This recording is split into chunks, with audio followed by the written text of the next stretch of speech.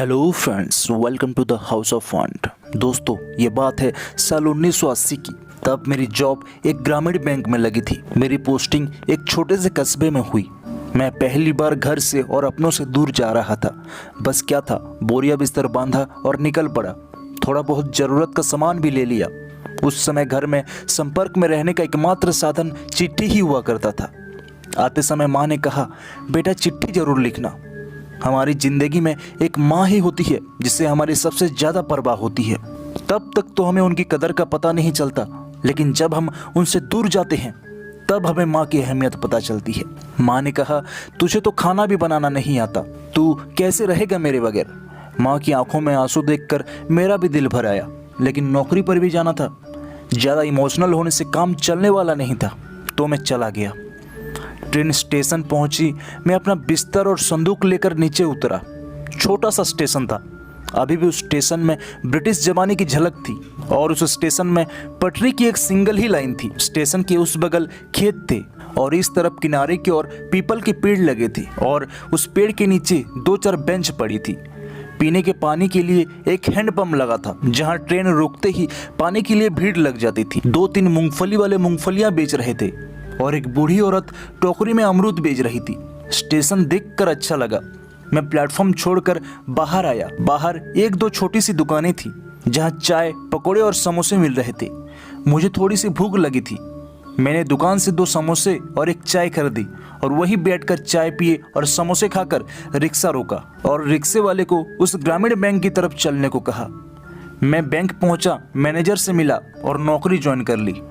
Manager साहब बोले, आज आप आराम कीजिए और जब तक आपको कोई कमरा नहीं मिल जाता तब तक आप ऑफिस का एक रूम खाली है वहां रह सकते हैं। दूसरे दिन ऑफिस खत्म होने के बाद मैंने और मेरे सहकर्मी ने कमरा ढूंढना शुरू किया, क्योंकि वो वहां के बारे में मुझसे ज्यादा जानते थे और उन्हें वहां के कस्बे के बारे में भी ज्यादा पता थी। मेरे जो सहकर्मी थे वो बहुत ही अच्छे इंसान थे। ज्यादातर शाम को अपने घर पर मुझे साथ में ले जाते थे और मैं उन्हीं के साथ अपना डिनर किया करता था। और वो जब आते थे अपने साथ मेरे लिए भी लंच ले आते थे। मुझे अच्छा लगता था कि पराई जगह पराए लोग, लेकिन फिर भी कई लोग ऐसे मिल जाते हैं जो अपने से हो जाते हैं। यहाँ आकर मैंने घर पर चिट्ठी भेज दी कि मैं ठीक से पहुंच गया हूँ, अभी ऑफिस में ही रह रहा हूँ, कमरा नहीं मिला। फिर एक दिन हमें एक कमरा मिल गया जो कि ऑफिस से थोड़े ही दूर पर था। उसके बगल में एक पुराना सा टूटा फूटा घर था। लग रहा था कि सालों से ना तो इसमें रंग रगान हुआ है और ना ही मरम्मत, और आसपास न तो कोई घर था और ना ही दुकान। सुनसान सी जगह थी। कमरा भी सस्ता था। महंगे किराए वाला घर मेरे बजट के बाहर था। सो मैंने घर ले लिया। जो मकान मालिक थे उनकी दुकान थी। उस घर में कुल 2 कमरे थे। एक में उनकी दुकान थी और दूसरा खाली पड़ा था, तो उन्होंने वो कमरा मुझे दे दिया। उस कमरे के बाहर छोटा सा आंगन था। आंगन में हैंडपंप लगा हुआ था और उसी हैंडपंप के सामने बाथरूम और शौचालय भी था। आंगन में एक लोहे का जाल भी था जिससे रोशनी आती थी। कुल मिलाकर कमरा अच्छा था। मकान मालिक भी बस दिन भर ही दुकान में रहते थे और शाम को अपने घर चले जाते थे। शाम को मैं अकेला ही होता था उस घर में। कुछ दिन तो मैं बाहर ही खाना खाता रहा, लेकिन बाहर खाना बड़ा महंगा पड़ रहा था।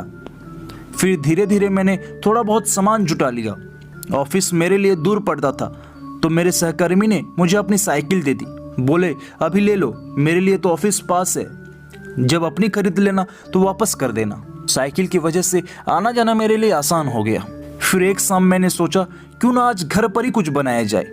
शाम को ऑफिस के बाद मैंने बाजार से कुछ सामान खरीदा, जैसे कि आटा, दाल, चावल और मसाले, और सब्जी मंडी से कुछ सब्जियां खरीदी, जैसे कि हरी मिर्च, धनिया, पालक, आलू, टमाटर और बैगन। इसके बाद मैं घर आया, हाथ मुंह धोकर अपने कपड़े बदले, फिर स्टोव पर चाय बनाई। अंदर थोड़ा बंद बंद लग रहा था, तो मैंने सोचा चाय छत पर ही जाकर पीते हैं। छत पर जाने के लिए खुली सीढ़ियां थी, कोई दरवाजा नहीं था। दरवाजे की जरूरत भी नहीं थी, वो ऐसे ही खुला ही अच्छा था। उस दिन पहली बार छत पर गया था। छत पर थोड़ा अंधेरा हो गया था। सोचा चलो चाय के साथ साथ एक सिगरेट भी सुलगा लेते हैं। मैंने सीढ़ियों पर बैठकर पहले चाय पी, फिर सिगरेट सुलगाई और खड़े होकर घूम घूम कर छल्ले बना रहा था। तभी बगल वाली छत पर सफेद साड़ी में एक महिला दिखी। उनकी घर की छत और मेरे घर की छत आपस में जुड़ी हुई थी। बस बीच में एक छोटी सी दीवार थी, मतलब कोई भी अगर चाहे तो एक दूसरे की छत पर आसानी से जा सकता था। वो औरत शाम को तुलसी के पौधे की पूजा कर रही थी उन्होंने तुलसी के 5 चक्कर लगाए, दिया जलाया और मेरे पास आई और मुझे प्रसाद दिया। उन्हें देखकर मैंने सिगरेट बुझा दी। उन्होंने प्रसाद दिया, मैंने ले लिया। उन्होंने पूछा कि नए आए हो इस घर में? मैंने कहा हाँ चाची जी। दरअसल वो मेरी माँ की उम्र की थी। उन्हें चाची कहना मुझे उचित लगा। उन्होंने कहा कि बेटा सिगरेट पीना सेहत के लिए अच्छा नहीं होता। मैंने कहा जी चाची जी। उस समय छोटे बड़ों की बहुत ही इज्जत करते थे, तो उनसे मुझे थोड़ी डांट भी मिली। उन्होंने थोड़ी औपचारिक बातें की और वो जाने लगे, तो मुझे ध्यान आया कि उनसे सब्जी बनाना पूछ लूं।